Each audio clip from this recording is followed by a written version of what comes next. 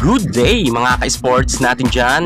Sino ang kilala na volleyball player na ito na kung saan ay talagang binabash nga siya ngayon ng mga matitindi ng netizen? Bakit mga ka-sports? Ganito kasi ang nangyari. Nang dumaan nga ang nasabi nating kilalang volleyball player na ito, ay nilapitan nga siya ng kanyang mga fans. At eto naman si Ate Girl na feeling sikat daw, sabi ng mga netizen ay hindi naman nga ganoon kasikatan talaga, ay isnabera at nainis nga ang karamihan ng kanyang mga fans sapagkat nang nilapitan nga ang volleyball players na ito ay hindi nga siya or hindi sila pinansin.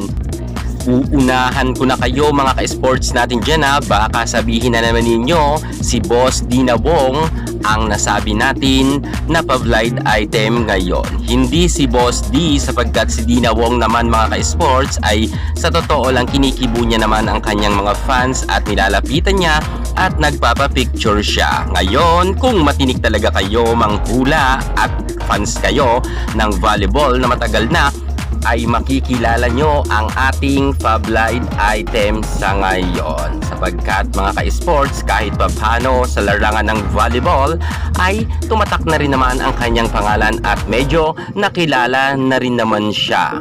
Narito ating sisilipin at kikilatisin at magbibigay nga tayo ng mga clue kung sino ang volleyball player na ito na nang isnab nga sa kanyang mga fans at dinedma niya ang lahat ng mga humahanga sa kanya. Panoorin hanggang sa dulo. Pero bago ang lahat, kung ngayon ka pala napadpad sa aking YouTube channel, huwag kalimutan mag-subscribe. I-click ang ating notification bell para lagi kang updated sa lahat ng issue pagdating sa volleyball.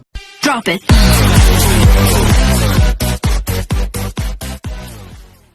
At bago natin puntahan ang ating pa-blind item ngayon na tinagurian nga na isnabera ng kanyang mga fans ngayong 2024. Shoutout muna sa ating masugid na manunood kay Sammy Tabige. Yan, shoutout daw.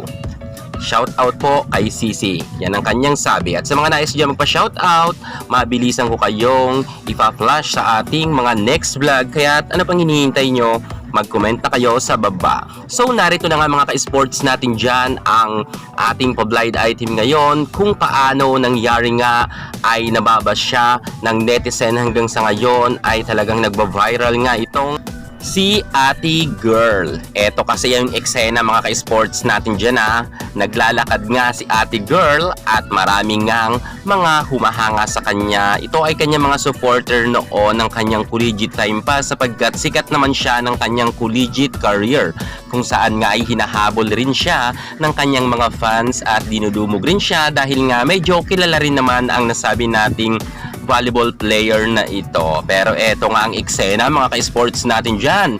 Marami ngang mga nag-aabang sa kanya at ni Sulyap ni Kawai ay wala itong ginawa. At eto pa ang mas matindi, parang wala lang nakita itong si Ate Girl. Ang kanyang mga fans ay todo lapit sa kanya at nagpapapicture ng agaw picture man lamang or nakikiusap naman ang kanyang mga fans pero deadma talaga ang nasabi nating volleyball player na ito at tuloy-tuloy nga ito sa kanyang paglalakad kahit sinisigawan nga siya at hinihiyawan ng kanyang mga tagahanga sapagkat kinikilig naman sa kanya dahil nga uulitin ko, medyo kilala rin naman itong volleyball player na ito at dati nga siyang astig sa loob ng court at magaling naman siya pero ngayon medyo humina-hina na siya, hindi na siya ganoon kagaling pero may angking kagalingan pa rin dahil nagle-level up naman ang kanyang kagalingan ngayon sa kanyang bagong team. Yes po, sa bagong team sapagkat itong pa-blind item natin na ito ay madalas itong lumipat sa iba't ibang team. Marami na itong napuntahan team at minsan bangko siya at minsan naman ay binababad siya sa loob ng court. At sa ngayon nga, sa PBL All Filipino Conference 2023 nang nakaraan nga, ay nababad nga siya sa first six at medyo nag-shine naman siya ng kaunti. Pero hindi pa ganun ka-level up ang kanyang galing, pero makikita natin na talagang may ibubuga pa naman itong si Ate Girl. Kung kaya nga, marami rin siyang tagahanga. Ngayon, eto na. Sa mga nagtatanong kung sino itong tinutukoy natin volleyball player na ito, ang masasabi ko ay meron nga siyang sa kanyang pangalan, letter O. Yan. Sino kaya ang mga volleyball player na may letterang O, mga ka-sports? Medyo parte sa gitna-gitna ng kaunti lang yan ha. Hindi ko sinasabi na sa pinakagitna talaga, pero may letter O siya. At kung tatanungin nyo kung may letter A, meron din siyang letter A na letra.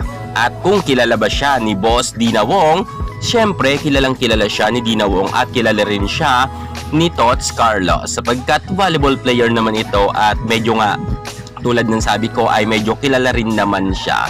Oh, yan nga mga ka-sports natin dyan ha. Kung talagang kayo ay matitindi nga, kayo makichika at magmarites sa inyong palagay, sino ang tinutukoy natin na volleyball player na ito na parang wala lang nakita kahit nga naghihiyawan na ang kanyang mga fans at kahit nga nilapitan siya ay dead mga ito at umiwas si girl.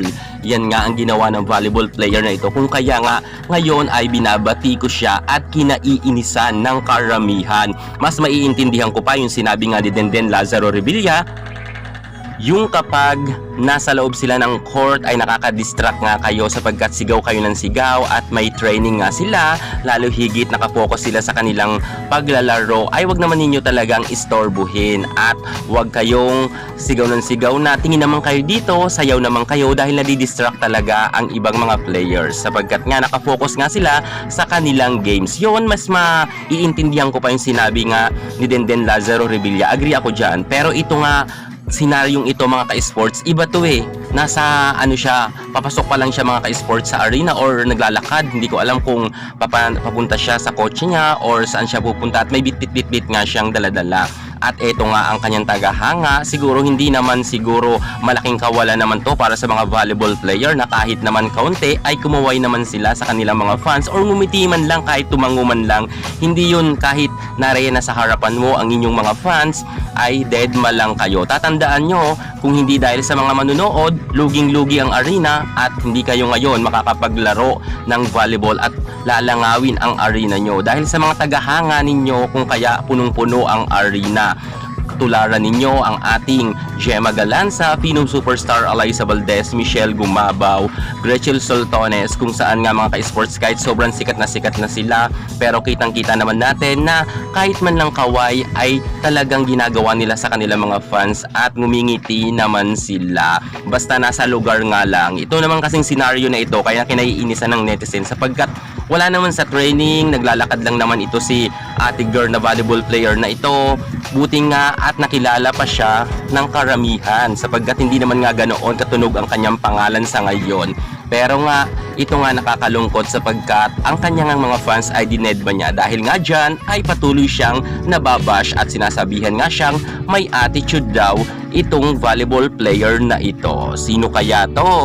Hulaan na ninyo mga At syempre, ayon naman sa aking mga nasaksihan at nakita nga sa volleyball player na ito, sa senaryong yon, medyo may point naman ang mga netizen. Pero wag naman ninyong masyadong i-bash si ate girl na volleyball player na ito. Baka meron naman siyang pinagdadaanan lang sa kanyang personal na buhay. Kaya sana intindihin rin natin sila. Pero sana rin naman kahit konting ngiti lang gaya ni Alyssa Valdez ay sapat na para sa mga tagahanga ninyo na talagang gumagastos ng pera para manood nga ng volleyball. Yan muna ang pinaka-latest natin sa mundo ng volleyball. Thank you so much. God bless!